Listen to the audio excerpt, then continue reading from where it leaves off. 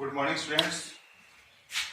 आप सभी का स्वागत है टैगोर ऑनलाइन एजुकेशन प्लेटफॉर्म पर।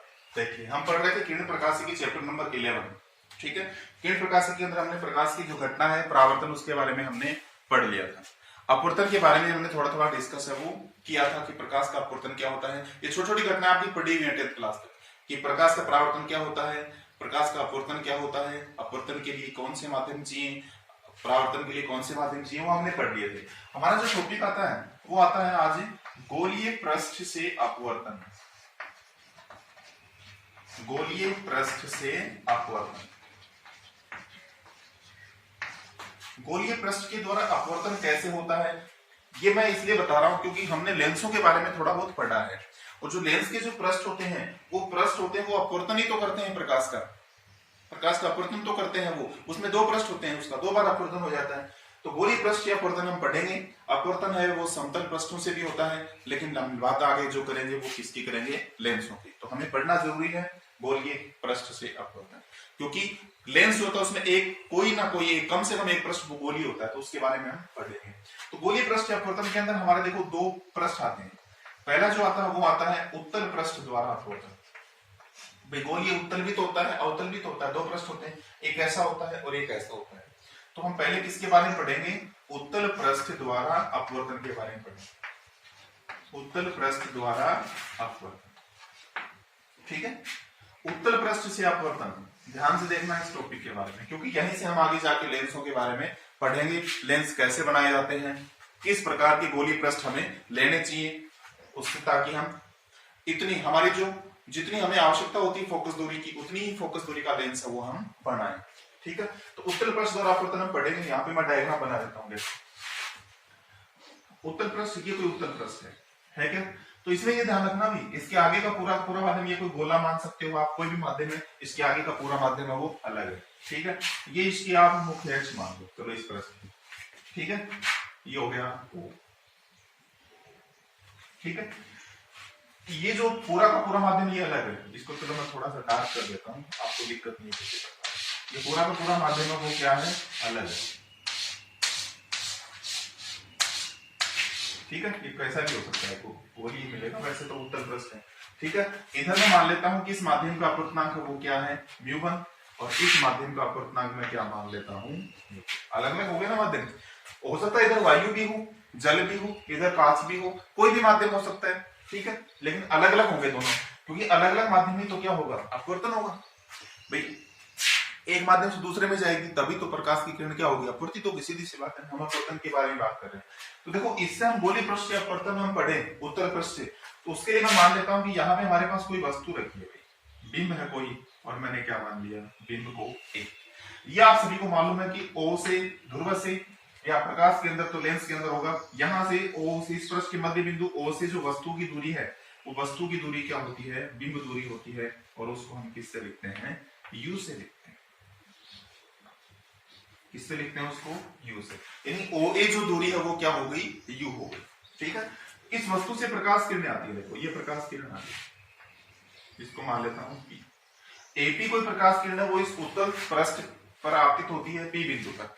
जो ही देखो ये यहां पर आपतित होगी, माध्यम चेंज हो गया, एक माध्यम से कौन से माध्यम में चलेगी, दूसरे में, यहां से ये क्या हो जाएगी, अपवर्तित हो जाएगी। ये अपवर्तित होकर मान लो इधर आ गई। ठीक है, और हमें इस वस्तु का क्या मिल गया, प्रतिबिंब क्या मिल गया, A डैश में। यानी जो वस्तु A थी वो हमें A डैश के रूप में प्रतीत होती है, A का प्रतिबिंब हमें क्या मिल गया, A डैश मिल गया। ठीक है, अब ये हमें मालूम है कि O से प्रतिबिंब की जो दूरी है वो प्रतिबिंब दूरी कहलाती है, और उसको हम किससे शो करते हैं, V से शो करते हैं। तो OA डैश जो दूरी हो गई वो क्या हो गई, V हो गई। ठीक है, यहां से यहां तक की जो दूरी है वो क्या हो गई, V हो गई। ठीक है, प्रतिबिंब दूरी V, बिंब दूरी V। एक हमने वक्रता त्रिज्या के बारे में पढ़ा था, वक्रता केंद्र के बारे में पढ़ा था। अगर पृष्ठ ये है, ठीक है, तो इसका वक्रता केंद्र कहां मिलेगा, आपको इधर ही तो मिलेगा। अगर पृष्ठ होता अवतल, इस प्रकार से होता, तो उसका वक्रता केंद्र इस साइड में मिलता है। ठीक है, इस P को मैं यहां से मिला देता हूं C से, तो PC क्या हो गया भाई, PC क्या हो गई, वक्रता त्रिज्या हुई कि नहीं हुई, PC क्या हो गई, वक्रता त्रिज्या। जैसे मान लो ये कोई गोला है, मान लो इसी का तो हिस्सा है ये पृष्ठ, इस बिंदु को हम इसके केंद्र से मिला दे तो त्रिज्या तो होगी। अब गोले की हम बात करते हैं या उत्तल पृष्ठ की हम बात करते हैं, किसी भी गोलीय पृष्ठ की बात करते हैं तो ये उसका वक्रता केंद्र कहलाता है। वक्रता केंद्र को पृष्ठ के किसी बिंदु से आप मिलाओगे तो वो क्या हो जाएगी, उसकी वक्रता त्रिज्या होगी। आगे बात समझ, ठीक है। देखिए एक जो मैं आपको बता देना चाहता हूं कि ये जो पृष्ठ होता है, कैसा भी पृष्ठ हो, इसकी गोलाई इतनी ज्यादा नहीं होती, ये लगभग हमको एक जैसा प्रतीत होता है। चलिए इसके लिए मैं क्या कर लेता हूं, यहां से एक लंब है वो डाल लेता हूं, ठीक है। एच ऊंचाई का लंब वो डाल लेता हूं और ये बिंदु मान लेता हूं मैं टी।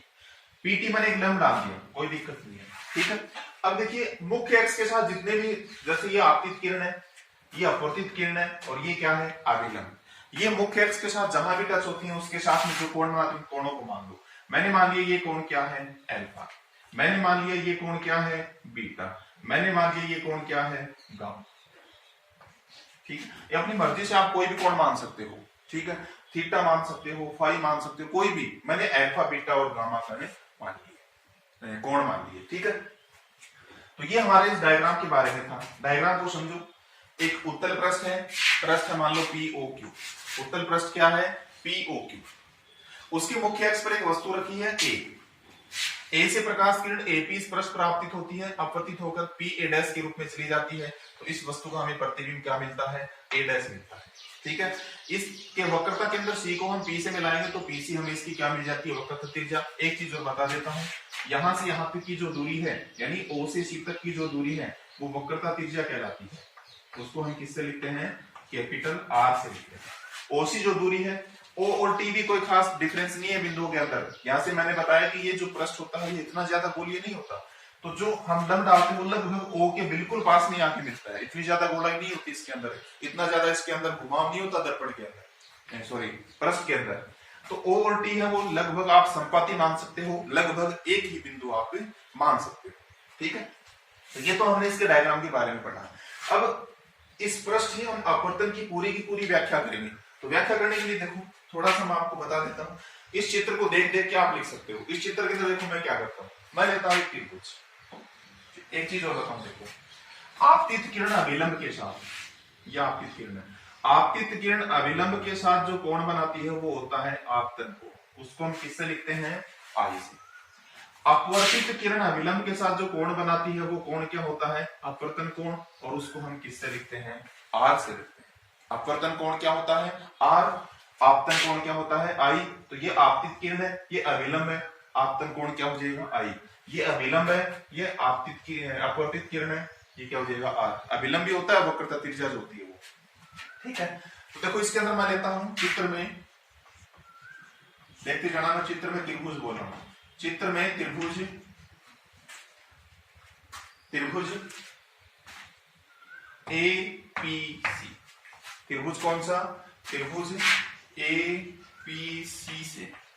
APC त्रिभुज आपको मिला, ये A है, ये P है और ये C है। इसके अंदर देखो दो एंगल आपको दिखाई दे रहे हैं, अल्फा और बीटा। इन दोनों के सामने जो आई हुई है बहिष्कोण नहीं है क्या। तो देखो एक त्रिभुज के अंदर हम थ्योरम पढ़ते हैं कि त्रिभुज का बहिष्कोण होता है वो उसके सामने वाले अंतःकोणों के योग के बराबर होता है। तो इसमें अंतःकोण क्या है, अल्फा और बीटा।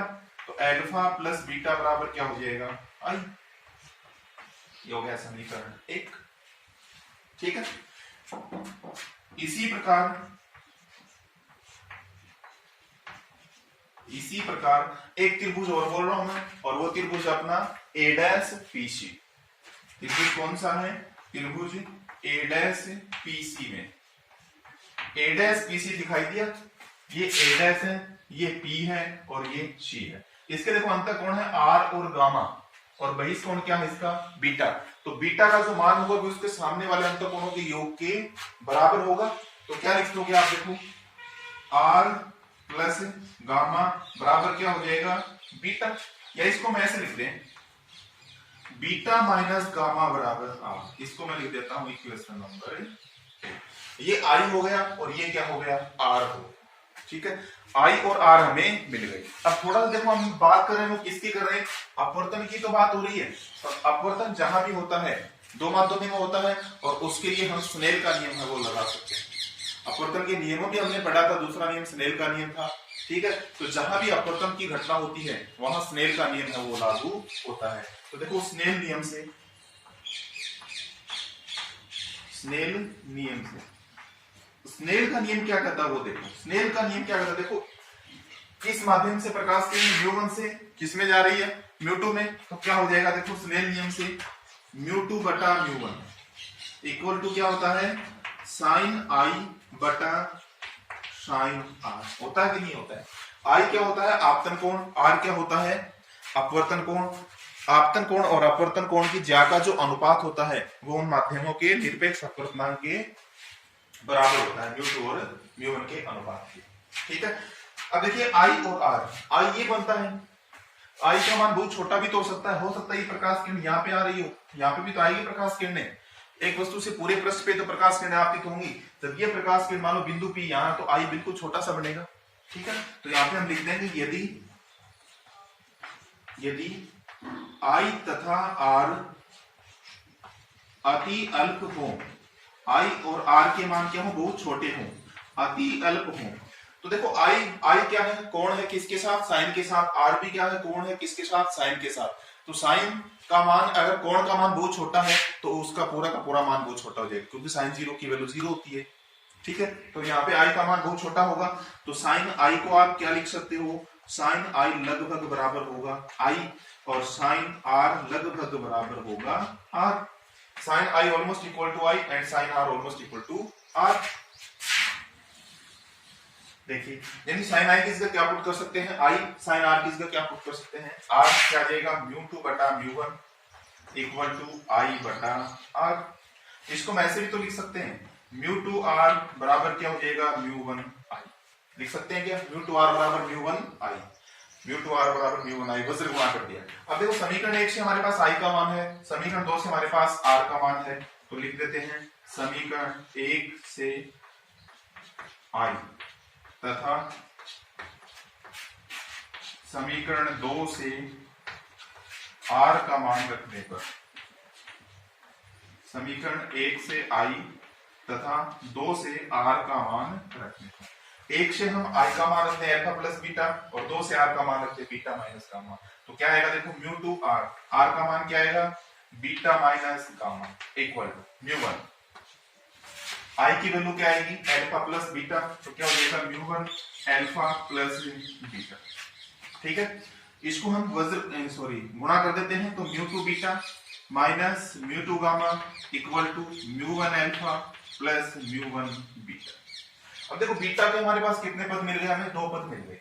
ठीक है, बीटा के पदों को एक साइड में रख लेते हैं और बाकी को एक साइड में रख लेते हैं, तो इनको जो ही हम एक साइड में रखें तो क्या मिलेगा म्यू1 अल्फा प्लस म्यू2 गामा बराबर म्यू2 बीटा माइनस म्यू1 बीटा। ठीक है, इनको हम इंटरचेंज कर दिया हमने, इसको एक पक्ष में सिर्फ बीटा के पद रखे, इसको देखो हम ऐसे लिख देते हैं म्यू1 अल्फा प्लस म्यू2 गामा, इन दोनों के अंदर देखो बीटा कॉमन है, बीटा कॉमन ले लिया, क्या बचा म्यू2 माइनस म्यू1। ठीक है, इसको मैं लिख देता हूं इक्वेशन नंबर 3। देखिए इसमें किसी प्रकार की दिक्कत हो तो आई का मान निकाला त्रिभुज एबीसी से, आर का मान निकाला त्रिभुज एडीएसपी से, अपवर्तन की घटना की व्याख्या हम कर रहे हैं, अपवर्तन के अंदर स्नेल का नियम है वो लागू होता है, स्नेल का नियम मैंने लगाया, आई और आर की वैल्यू हमारे हाथ में नहीं है, यहाँ भी तो प्रकाश किरणें आपतित होंगी, यहाँ भी होंगी, तो आई का मान क्या होगा छोटा, और आई छोटा है तो आर भी अपने आप ही क्या हो जाएगा छोटा, आई और आर बहुत छोटे हैं, तो साइन आई को क्या लिख सकते हैं आई, साइन आर को क्या लिख सकते हैं आर लिख सकते हैं। ठीक है, लिखा वज्र गुणा किया, इस प्रकार से ये वैल्यू हमने यहाँ पे पुट कर दी। अब दिक्कत हमारे पास ये आ रही है अल्फा गामा और बीटा, ये हमने सपोज किए थे, यानी हमने माने थे, जैसे हम अक्ष मानते हैं ना किसी की वैल्यू की 5 आमों की कीमत अक्ष रुपए है, ऐसे हम मानते हैं ना, तो जो चीज हम मानते हैं वो हमें लास्ट में गायब करनी होती है, उसकी वैल्यू कहीं ना कहीं से हमें निकालनी पड़ती है। ठीक है, तो जो राशि हम मानते हैं वो गायब होनी चाहिए, यहाँ पे अल्फा बीटा गामा को हम गायब करें।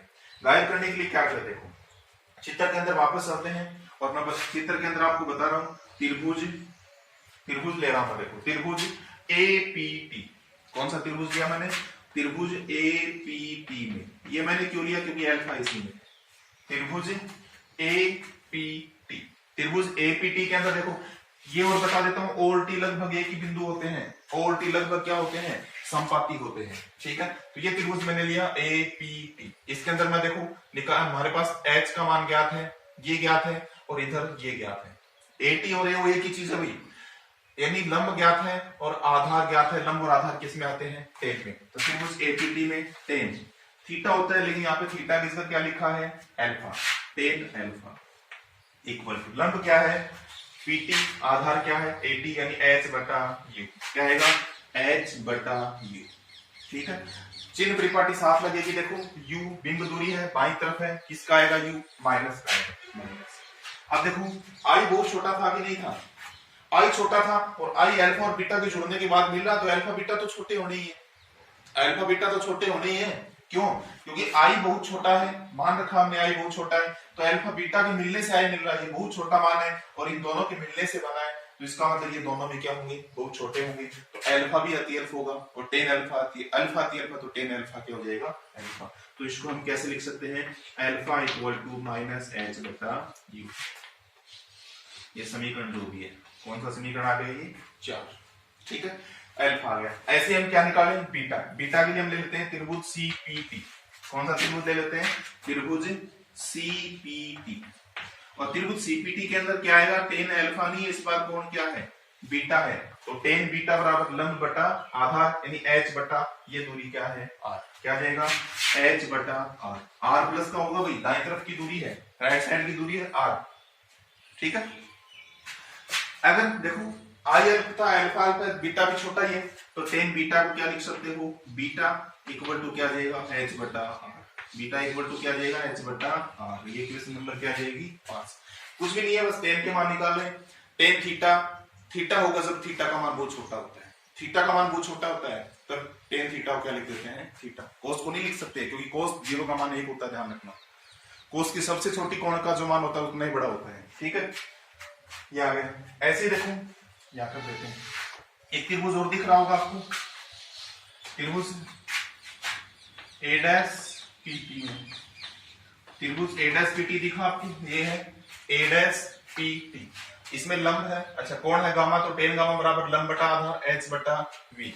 क्या जाएगा? Tan gamma equal to H बटा वी। वी प्लस का होगा क्योंकि दाएं तरफ की दूरी है, राइट साइड देखो ओ से दाएं तरफ की दूरी है, वी क्या होगा? प्लस। अब गामा अगर बहुत छोटा है तो टेन गामा को क्या लिख सकते हो? गामा। तो क्या देगा? गामा इक्वल टू एच बटा वी। ये समीकरण नंबर 6। देखो मैंने आपको बताया समीकरण 3 के अंदर अल्फा बीटा गामा आ रहे हैं और वो हमने माने थे, सपोज किए थे हमने। वो कौन? आई और आर तो होते ही हैं, अल्फा बीटा गामा तो हमने सपोज किए थे एक बार इसको सोल्व करने के लिए। तो उसको गायब करने के लिए हमने ये तीन इक्वेशन नंबर 4, 5 एंड 6 है, इसको हमने फाइंड कर लिया।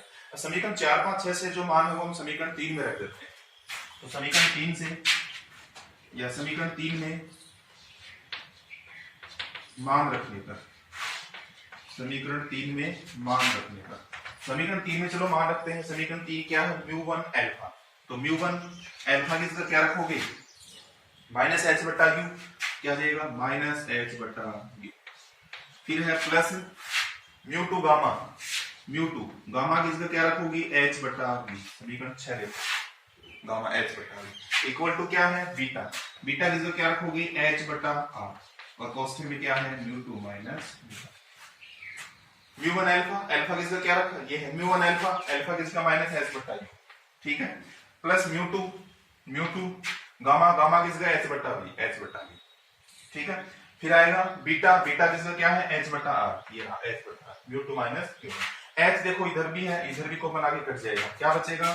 माइनस म्यू1 बटा यू प्लस म्यू2 बटा वी इक्वल टू क्या जाएगा? म्यू2 माइनस म्यू1 बटा आर। क्या गया? माइनस म्यू1 बटा यू प्लस म्यू2 बटा वी इक्वल टू क्या आ गया? म्यू2 माइनस म्यू1 बटा आर। और यही क्या है? गोलीय उत्तल पृष्ठ द्वारा आपको होता है। इसको आप ऐसे लिख सकते हो, म्यू2 बटा वी माइनस म्यू1 बटा यू इक्वल टू म्यू2 माइनस म्यू1 बटा आर। अब देखो एक बात और आती है इसके अंदर, ये तो गोलीय पृष्ठ अपवर्तन का फॉर्मूला होगा। जो इक्वेशन हमें मिलती है, कौन सी मिलती है? ये 7 मिलती है। ठीक है, एक बार इसको आप ध्यान से देख लीजिए और इसका स्क्रीनशॉट लेना चाहो स्क्रीनशॉट ले सकते हो। स्क्रीनशॉट ले लीजिए इसका एक फटाफट, उसके बाद मैं 2 लाइन और बताने वाला हूं। इसको बार बार देखिए, समझ में आ जाएगा। फिर भी कोई दिक्कत है तो आप हमें पर्सनल है वो कॉन्टेक्ट है उसके ऊपर हमें संपर्क कर सकते हैं। इसकी फोटो वगैरह, स्क्रीनशॉट वगैरह जो भी, जहां भी दिक्कत है उसको आप सेंड कर सकते हो, उसका तुरंत सॉल्यूशन आपको मिल जाएगा।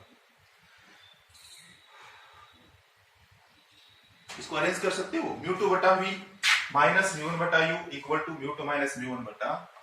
अब देखिए हो सकता है हमें थोड़ी पता है ये वस्तु कहाँ रखी है, अगर ये वायु में होगी, हो सकता है ये वायु हो, तो वायु के लिए अपवर्तनांक, वायु का अपवर्तनांक क्या होता है, 1 होता है। चलिए मैं थोड़ा सा यहाँ बता देता हूँ, इस जगह इसको मिटाने की जरूरत नहीं पड़ेगी हमें, यहाँ बता देता हूँ, देखो ठीक है। यानी वस्तु कहाँ रखी हो, यहाँ बता देता, यदि एक वस्तु जो है, यदि वस्तु वायु में स्थित हो, वायु में स्थित हो, वस्तु वायु में स्थित हो, यानी यहाँ पे जो माध्यम हो क्या हो, वायु, और वायु के लिए म्यू वन का मान क्या होता है, 1 होता है।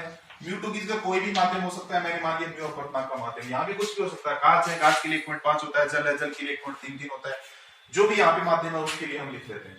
तो म्यू वन का मान क्या हो गया 1, म्यू टू का मान क्या हो गया, म्यू तो समीकरण 7 से अगर हम लिखें तो म्यू टू बटा वी, देखो पहले प्लस वाला लिख लेते हैं, म्यू टू बटा वी, म्यू टू की जगह क्या आ जाएगा म्यू बटा वी, फिर माइनस म्यू वन बटा यू, म्यू वन किस जगह 1 बटा U equal to mu two किस जगह म्यू माइनस म्यू वन यानी 1 बटा आर है ना, वो पृष्ठ की वक्रता त्रिज्या है, तो ये किसके लिए आ जाएगा, वायु के लिए, ठीक है, ये किसके लिए आ जाएगा, वायु के लिए। तो इस प्रकार से हम गोलीय उत्तर पृष्ठ या अपवर्तन है उसको हम सोल्व कर सकते हैं, और ये इक्वेशन हमें मिलती है। अगर वायु के लिए आपसे पूछ लेता है, यानी वस्तु अगर वायु में स्थित है, तो उस कंडीशन में यहाँ पे माध्यम क्या हो जाएगा 1, यहाँ पे जो भी माध्यम हम लेते हैं उसका अपवर्तनांक आ जाएगा, जैसे कांच ले लिया तो 1.5, जल है मान लो वायु से जल में जा रही है तो 1.33 आ जाएगा जल की, ठीक है। तो ये अपना था गोलीय उत्तर पृष्ठ था, ठीक है। तो थोड़ी सी मेरी रिक्वेस्ट है, थोड़ा सा आप भी अपने माइंड को यूज करें और अवतल पृष्ठ के लिए फाइंड करें, ये आपके लिए, ये मान लो कि एक प्रकार से असाइनमेंट है, यानी होमवर्क आपके लिए एक प्रकार से। उत्तल पृष्ठ मैंने आपको बता दिया, अवतल पृष्ठ में देखो इस प्रकार का प्रश्न नहीं होगा, इस प्रकार का प्रश्न होगा, ठीक है। तो अवतल पृष्ठ है उसको आप खुद सोल्व कीजिए, ठीक है। धन्यवाद, आपका दिन शुभ रहे। कल एक अलग टॉपिक के साथ हम फिर से आपके सामने हाजिर होंगे। धन्यवाद।